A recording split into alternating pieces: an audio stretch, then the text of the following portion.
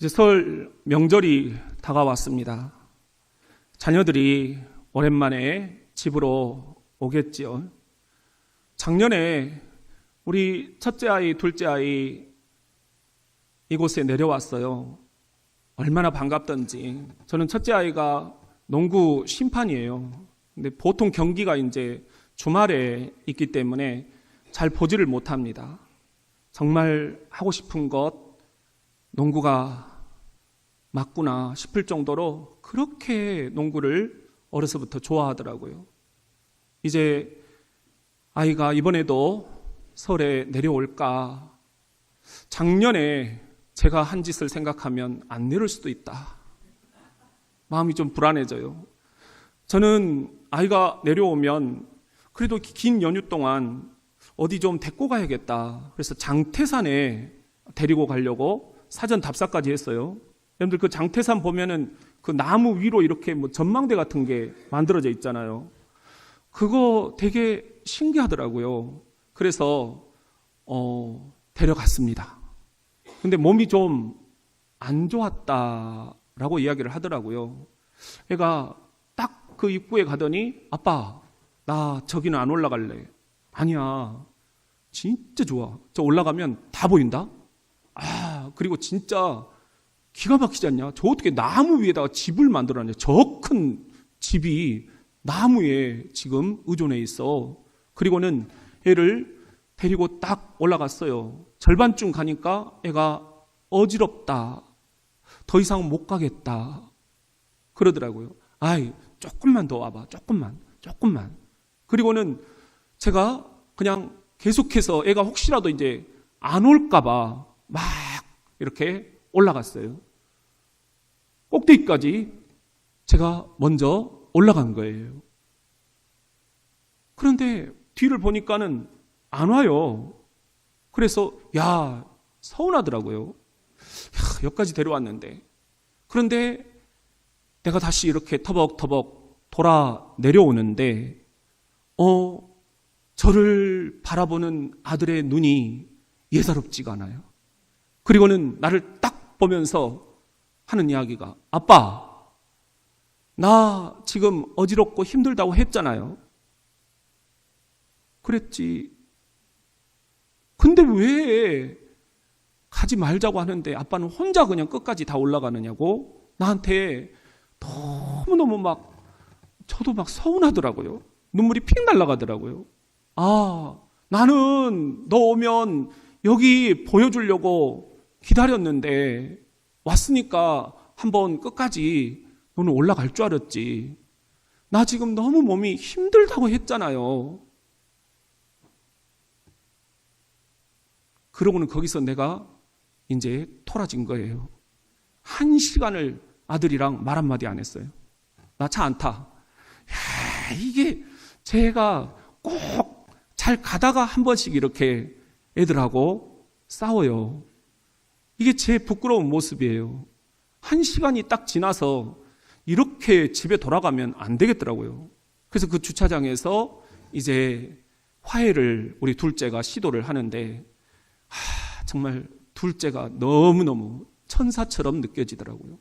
나도 뭔가 첫째랑 말을 섞고 싶은데 내가 어떻게 뭔 말을 해야 될지 모르겠어요. 그러고 괘씸한 거예요. 속상한 거예요.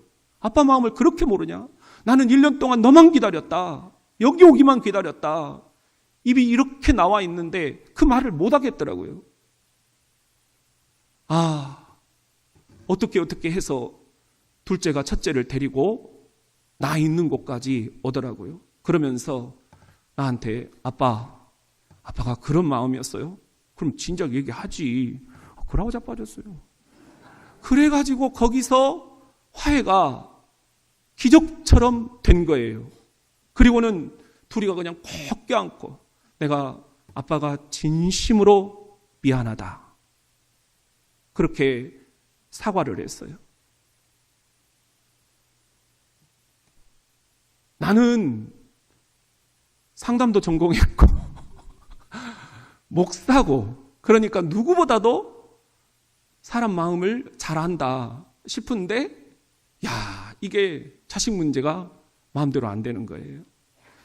여러분은 너무 잘 되는 것처럼 그렇게 뻣뻣하게 얼굴 들고 있는데 여러분 어떻습니까? 잘 되십니까? 참, 그 애들이 이번 명절에 올 거예요. 여러분 집안에도. 어떻게 하시겠습니까? 어떻게 하시겠습니까? 이번에 제가 책을 한 권 읽었는데요. 이 책 내용 가운데 이런 제목이 있어요. 우리 같이 한번 따라해 볼까요? 알아듣는 놈, 못 알아듣는 놈, 제멋대로 듣는 놈. 전미옥 씨가 쓴 책인데 이 챕터가 저를 그냥 가슴을 딱 때리더라고요. 나는 몇 번째일까? 저 몇 번째예요? 세 번째. 아이고, 세 번째. 제멋대로 듣는 놈이더라고요, 나는. 얘가 나한테 그렇게 얘기를 했어요. 나 지금 머리 아파. 어지러워. 나 높은 곳에 못 올라가겠어. 그랬는데 집에서부터 끌고 나온 거예요. 나는 내 지금 시나리오가 있잖아요. 어떻게든지 간에 신발을 신긴다. 어떻게든지 간에 차에 태운다. 어떻게든지 간에 장태산에 간다. 어디로 가요? 물어보면 절대로 대답 안 해준다. 그리고 도착하면 어떻게든지 간에 꼬셔서 올라간다. 꼭대기에서 전망을 바라본다. 그리고 아들과 함께 야호! 제멋대로 듣는 놈. 나는 내 생각만 하고 있었던 거지요. 여러분은 어떻습니까? 여러분은 어떠냐 말입니다. 여러분, 우리가 기도를 한다 그러죠. 그런데 기도라는 건 우리가 이제 정의를 어떻게 내리나요? 하나님께 간구하는 것, 이게 기도인가요? 아닙니다. 한번 따라해 볼까요? 기도란 하나님과 대화하는 것이다. 하나님과 친밀한 대화를 나누는 게 기도예요. 그런데 우리가 이 기도에 대해서 지금 너무 잘못 알고 있는 게 아닌가. 하나님, 우리 가정을 지켜주세요. 사업을 번창하게 해주세요. 관계가 풀리게 해주세요. 하나님, 상처가 치유되게 해주세요. 하나님, 교회를 부흥시켜 주세요. 꽉 차게 해주세요. 물질이 풍요롭게 해주세요. 길이 열리게 해주세요. 우리가 주세요, 주세요, 주세요. 여기까지 기도하는데 그 다음, 그래, 내가 네 기도 잘 들었다. 나랑 한번 그러면 제대로 한번 대화해보자. 그런데 우리는 뻘딱 일어서가지고 나가버리는 거예요. 야, 김장로, 어이, 이 집사, 잠깐만, 이제 내가 얘기할 차례잖아. 아이고, 하나님, 나 지금 출근해야 돼요. 얘들 밥 차려줘야 돼요. 나 바빠요. 사람 만나야 돼요. 이메일 보내야 돼요. 카톡 해야 돼요. 기도를 절반만 하고 있는 거예요. 나머지 절반, 하나님의 음성을 듣질 않는 거예요. 듣질 않는 거예요. 그리고 우리는 기도했다. 그렇게 얘기를 하고 있는 것은 아닌지. 저는 굉장한 착각에 빠져 있습니다. 여러분들이 제가 오늘 이렇게 설교하면 다음 주일에는 모두가 다 변화된 모습으로 자리에 앉으셔서 오늘은 또 무슨 말씀을 주실까? 또 오늘은 어떻게 은혜 받을까? 또 오늘은 어떻게 한 주간 살아갈까? 그러면서 여러분들이 모두가 다 일주일 동안 제가 여러분들에게 선포했던 이 복음을 가지고 살아라는 착각. 그런데 가만히 생각해 보니 아무도 내 설교를 듣고 있질 않구나. 아무도 변화되질 않는구나. 이런 착각에 제가 빠져 산답니다. 여러분, 우리 같이 한번 마태복음 11장 15절 말씀입니다. 시작. 예수님이 복음을 선포하시면서 그때마다 하시는 말씀, 진실로 진실로 내게 이르노니 귀 있는 자는 들을지어다. 안 듣는다는 거예요. 그렇게 하나님 나라의 복음을 선포를 해주는데도 못 알아듣는다는 거예요. 그러니까 귀 있는 사람들이라면 좀 들어야 되지 않냐?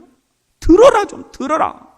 이런 말씀이에요. 오죽 우리가 안 들으면 예수님이 이렇게 2020년 전에 성경에 곳곳에 한숨 섞인 탄식을 하고 계시겠느냐라는 말입니다.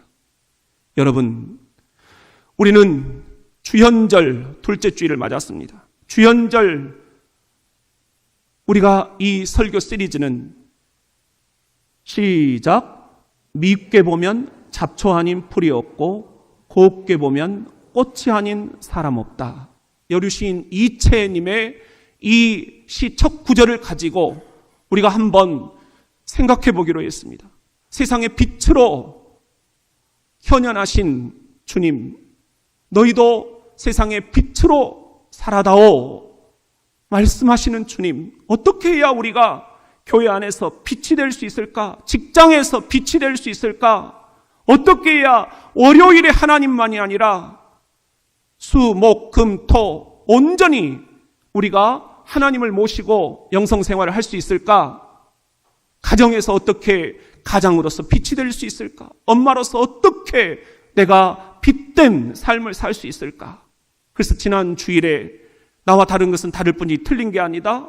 차이의 신학이 무엇인가? 마리아와 마르다를 통해서 나눴습니다.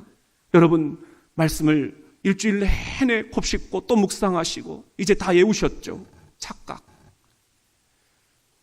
오늘 두 번째 주 우리가 이 교회 공동체를 어떻게 하면 모두가 다 곱게 바라보며 꽃으로 바라보며 이 공동체를 살려낼 수 있을까?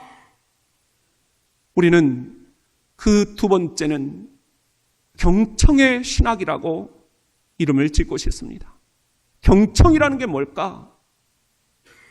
경청에는 세 단계가 있다는 것을 오늘 주님께서 알려주고 계셔요. 매우 놀라운 발견을 제가 이번 주에 했습니다. 같이 한번 따라해 봅시다. 경청의 1단계는 귀로 듣는 것이다.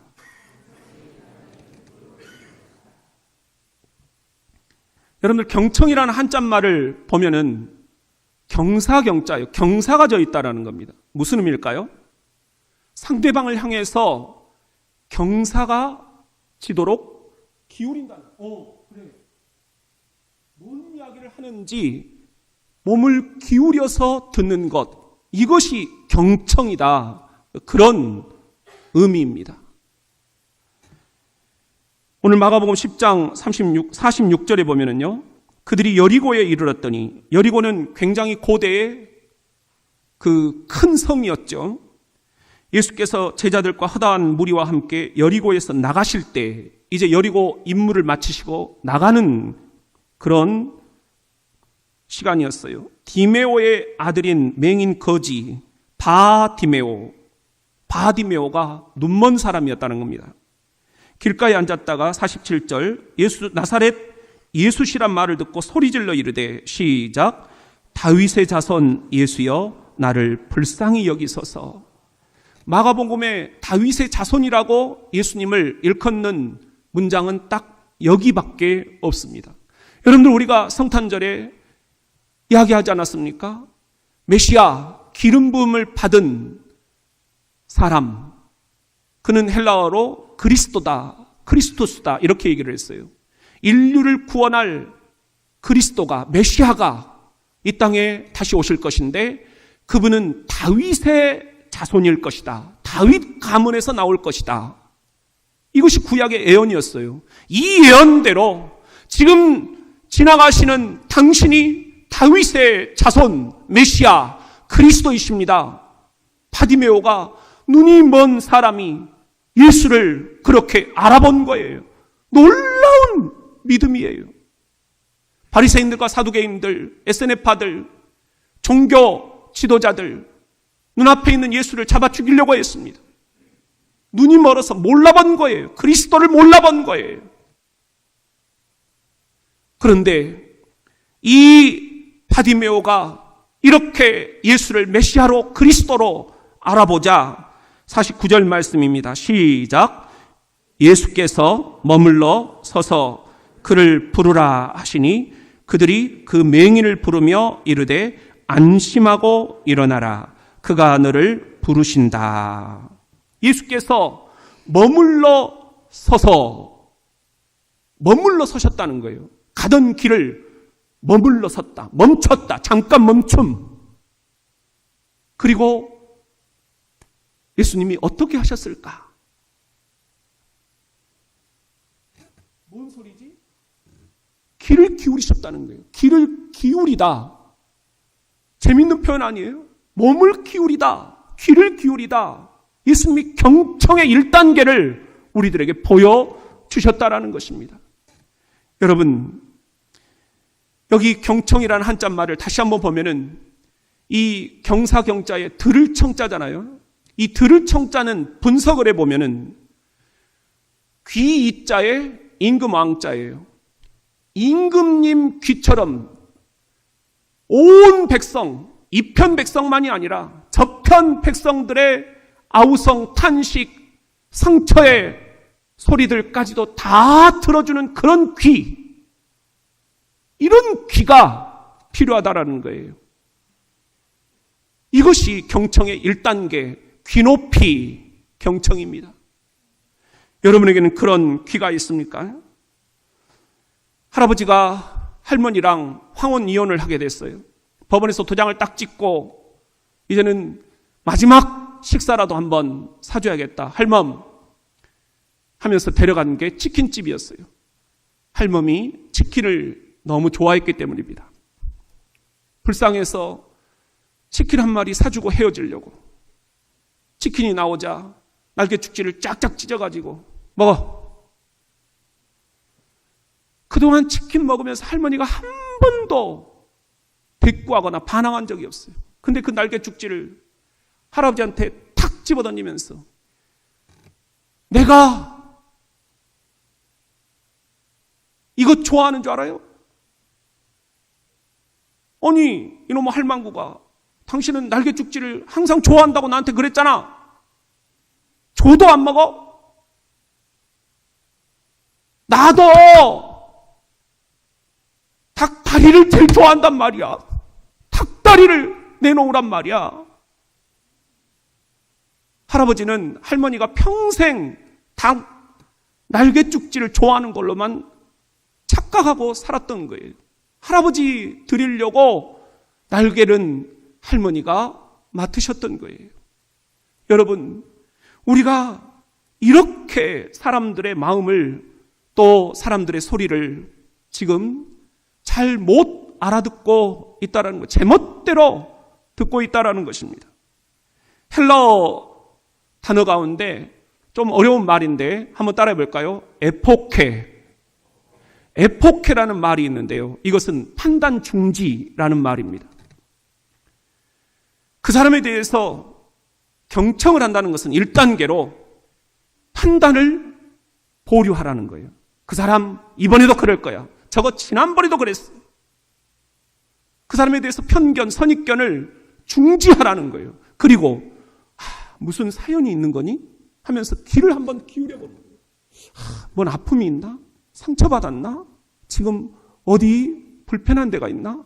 귀를 기울여보라는 거예요. 귀.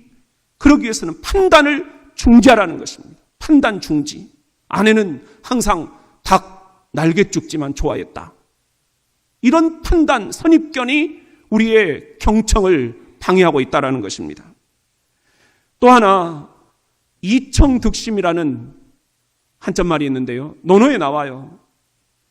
들어줌으로써 상대방의 마음을 얻는다. 그런 말이에요.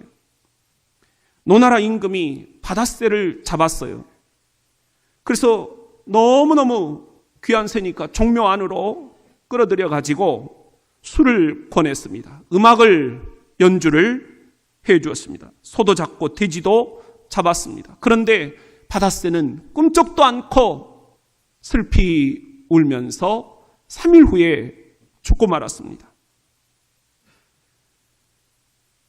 아무리 좋은 거라도 상대방 입장을 한번 생각해보고 우리가 살아야 된다라는 것입니다. 내 착각, 바닷새는 내가 좋아하는 술을 좋아할 것이다. 그건 착각입니다.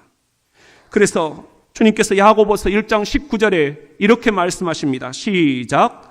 내 사랑하는 형제들아, 너희가 알지니 사람마다 듣기는 속히 하고 말하기는 더디하며 성내기도 더디하라.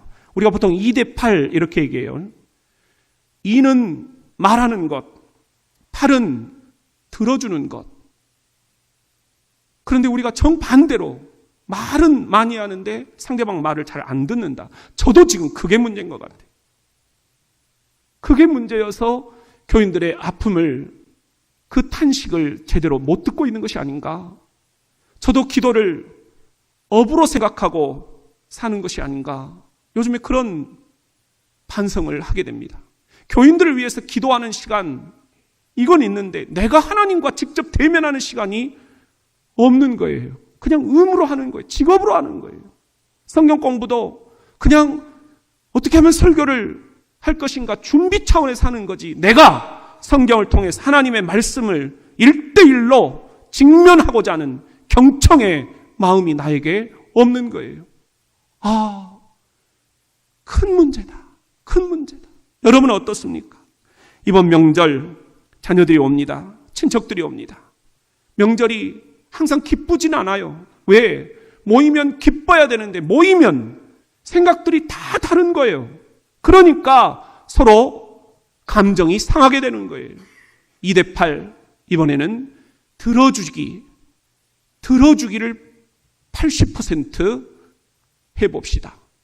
그리고 내 말은 20%만 합시다. 그리고 고개를 끄덕끄덕 해주면서 그의 말에 귀를 기울여 그에게 한번 경사를 기울여서 우리가 경청해 줍시다. 우리 그런 명절이 되기를 주의 이름으로 축원합니다. 우리 같이 한번 따라해 봅시다. 경청의 2단계는 눈으로 듣는 것이다. 여러분, 한자말 경청 가운데 이 두 번째 들을 청, 다시 한번 이제 분석을 해보면은 우측 위에는 열 십자 그리고 눈 목자예요.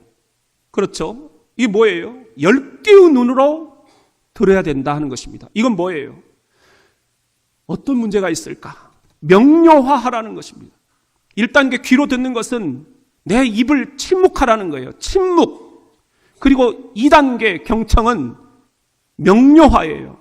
뭐가 문제일까? 그런데 뭐가 문제인지 내가 감 잡으면 안 돼요. 때려잡으면 안 돼요. 짐작하면 안 돼요. 제가 이제 MMPI라는 심리검사를 하면서 자살 충동을 느끼는 병사들을 이렇게 3박 4일 동안 데리고 있었어요. 거기서 제가 깨닫는 게 있어요. MMPI, 그리고 MBTI, 이고오키그램, 이렇게 해서 얘가 무슨 문제가 있을까? 막 조사를 제가 하는데 이게 말짱 의미가 없다. 얘는 문제가 있어서 온 거예요. 그러니까 그냥 물어보면 되는데, 나중에 갈 때 내가 물어보니까 너 진짜 어려운 게 뭐니? 목사님이 도와줄게. 그러니까 얘가 엄마 아빠가 너무 싸우시니까 군생활 할 맛이 안 난다는 거예요. 또 여자친구가 고무신을 거꾸로 신어서 당장 내가 타령하고 싶다는 거예요. 가서 이야기를 들어보고 싶다는 거예요. 또 이렇게 내가 우울한 게 가끔씩 찾아오는데 이유를 모르겠다는 거예요. 아, 네가 그래서 지금 군생활이 힘들구나. 물어보면 됐을 걸. 3박 4일 동안 얘 눈치만 보면서 얘는 지금 왜 왔지? 내가 그러고 있더라니까요. 아, 물어보면 되는구나. 여러분, 이번 명절에 자녀들에게 한번 직접 물어보세요. 예수님이 지금 그러고 계신다니까요. 제가 이번에 그걸 발견했다니까요. 한 번도 이런 생각을 못 해봤어요. 누구도 이런 설교를 하지를 않았어요. 아, 이게 문제였구나, 나한테. 여러분, 마가복음 10장 50절 보면은 맹인이 겉옷을 내버리고 뛰어 일어나 예수께 나아오거늘 간절한 마음으로 예수님께 나아왔죠. 51절입니다. 시작. 예수께서 말씀하여 이르시되 내게 무엇을 하여 주기를 원하느냐? 맹인이 이르되 선생님이여 보기를 원하나이다. 예수님이 어떻게 하셨어요? 첫째는 귀 높이 기울여서 머물러 서셨다는 거잖아요. 내 판단을 중지하셨다는 거잖아요. 그리고 두 번째는 눈 높이 적극적으로 경청하시면서 질문을 던져보신 거예요. 내가 뭘 어떻게 해줬으면 좋겠냐? 물어보니까 답이 나오잖아요. 제가 보고 싶습니다. 아니, 눈먼 사람에게 제일 중요한 게 그거 아니겠어요? 보고 싶다라는 것. 그런데 사람들은 네 눈은 절대로 띄워줄 수 없다. 그러니 자, 이거 먹어라. 10원, 20원 동전을 던져주고 김 갖다 주고 전 부쳐주고 밥 한 공기 식은 것 갖다 주고 사람들은 다 그러고 있었어요. 아무도 물어보질 않았어요. 진짜 네가 원하는 게 이 돈이냐? 이 전이냐? 이 식은 밥이냐? 그러면 아니라고 했을 거예요. 나는 보고 싶다라고 했을 거예요. 그런데 다 자기들 제멋대로 판단하고 얘는 동냥하러 왔구나 이렇게 생각한 거예요. 이게 나입니다. 이게 목사인 나의 판단입니다. 이것 때문에 여러분들을 죽였어요. 이것 때문에 여러분들을 마음 아프게 했어요. 여러분은 그런 생각으로 살 것이다라고 고정관념에 착각에 빠져 있어요. 이것을 제가 좀 고치고 싶습니다. 돕고 싶습니다. 여러분을 진심으로 눈높이로 듣고 싶습니다. 여러분의 눈높이와 좀 맞추고 싶어요. 여러분, 이번 명절 경청의 2단계를 한번 자녀들에게 써보세요. 눈을 보면서 뭐 문제가 있니? 요즘 가장 힘든 게 뭐니? 물어보면 말을 하게 될 것입니다. 그러면 그 말을 가지고 함께 여러분들 대화를 나누셨으면 좋겠습니다. 우리 대전 장로교회 명절 정말 이렇게 경청해주는 2단계 눈을 바라보고 적극적으로 우리가 질문해주고 그래서 문제가 뭔지를 명료화해주는 그런 우리 은혜 깊은 설이 될 수 있기를 주의 이름으로 축원합니다. 우리 같이 한번 따라합시다. 경청의 3단계는 마음으로 듣는 것이다. 여러분들 경청이라는 한자말 여기 보면 들을 청자 그 우측 하단에 중간에 보면은 한 일자가 있어요. 그리고 그 밑에가 마음 심자예요. 뭔 말일까요? 한 마음으로 들어준다 하는 것입니다.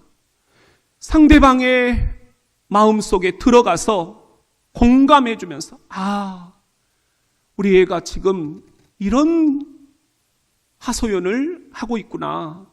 너무 지금 외롭게 지내고 있었구나. 너무 내가 애를 잔소리만 했구나. 내가 판단을 하고 있었구나.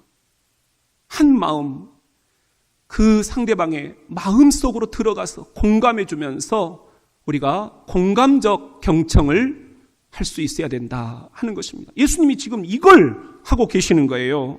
우리 52절 말씀 시작. 예수께서 이르시되 가라 내 믿음이 너를 구원하였느니라 하시니 그가 곧 보게 되어 예수를 길에서 따르니라. 예수님은 사람들과 달랐어요. 이 눈먼 바디메오의 간절한 소망이 사람들은 보게 되는 것 차마 그것은 생각도 못한 거예요. 당연한 건데도 구걸하러 왔거든. 밥 좀 줘서 보내라고. 돈 좀 줘서 보내라고. 그러니 맨날 수박 거달개씩 맨날 헛발질. 제 목회도 그렇게 헛발질 목회를 하고 있는 것은 아닌가 반성이 돼요.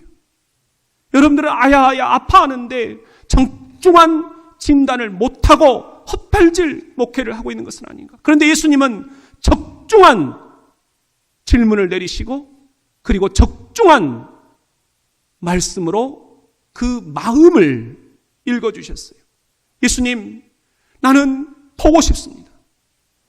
나는 예수님이라면 내 눈을 보게 해주실 줄로 믿습니다. 그 믿음을 알아주신 거예요. 그 마음에서부터 우러나오는 믿음을 예수님은 지금 말씀하시는 거예요. 그래, 내가 네 믿음 봤다. 가라!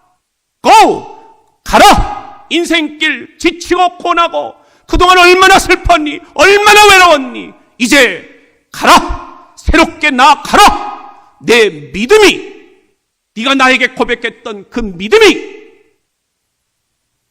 너를 구원하였다. 구어든 치유라고, 어근이 같다고, 헬라어로 같은 말이라고 말씀을 드렸잖아요. 내 믿음이 너를 치유하였다.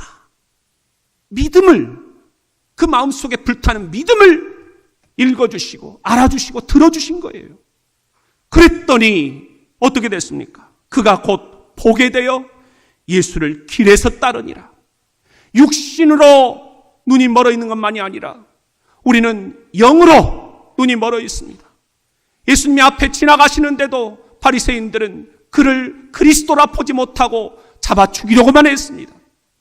그러나 눈먼 바디메오, 그는 지나가시는 예수가 다윗의 자손, 내 눈을 고쳐주실, 이사야가 예언했던 눈먼 자를 뜨게 하실 그리스도라는 것을 알았습니다. 그리 믿음으로 예수님께 다윗의 자손 예수여 불쌍히 여기소서 고쳐주십시오. 이제는 육의 눈만이 아니라 영의 눈까지 뜨게 해주십시오. 그래서 하나님 나라를 보게 해주십시오. 그래서 천국을 보게 해주십시오. 그래서 이웃을 보게 해주십시오. 그래서 이웃의 상처를 보게 해주십시오. 이제는 내가 상처 입은 치유자로 살게 해주십시오. 그래, 바로 그거다. 가라. 너의 그 믿음이 너를 보게 해주었다. 그래서 예수를 따랐다는 것입니다. 그래서 예수를 따르는 크리스찬, 그리스도인이 되었다는 것입니다. 여러분, 우리가 이렇게 경청을 할 수 있어야 되지 않겠습니까? 여러분, 귀높이에서 시작. 눈높이로, 눈높이에서 마음 높이로. 경청의 3단계입니다. 여러분들 지금 귀로 듣는 것만 해도 굉장한 경청을 여러분들이 이제 하시는 겁니다. 그것도 안 한다니까. 제멋대로 들어버리는 겁니다. 귀를 막고 있는 거예요. 두 번째, 눈높이. 10개의 눈을 뜨면서 무슨 문제가 있니? 한번 물어봐 주는 것입니다. 적극적 경청입니다. 그런데 이 눈높이 상담 많이 하는데, 눈높이 교육 많이 하는데 이것만으로는 안 된다는 것입니다. 세상은 그것으로 끝을 맺지만 우리는 그 다음 단계를 예수님한테 배우는 것입니다. 마음의 높이를 맞춰라. 그의 마음에 어떤 갈망이 있느냐, 어떤 목마름이 있느냐, 어떤 갈증이 있느냐, 영안을 열러 달하는 그 믿음, 그것을 예수님이 읽어주시고 들어주신 것입니다. 이번 명절 가슴 높이로 우리 자녀들을 만날 수 있는 여러분이 되기를 주의 이름으로 축원합니다. 경청, 영혼의 치료제라는 책이 있어요. 이게 맥큐라는 분이 쓰신 책인데 부제를 보면 치유는 경청에서 시작된다. 우리가 올해는 치유라는 핵심 과제를 가지고 함께 나눠보기로 했잖아요. 우리 교회 공동체가 치유 공동체가 되려면 첫째는 지난주에 했던 대로 서로의 차이를 존중해 주자. 누가 옳고 그른 게 아니다. 오늘은 두 번째로 경청의 신학, 우리 마음 높이에서 들어줘 보자. 그렇게 해서 가라. 그의 믿음을 들어주고 확신 가운데 인생길을 나아가게 격려해 주자. 독려해 주자. 권면해 주자. 우리 그런 교회가 될 수 있기를 예수님의 이름으로 축원합니다.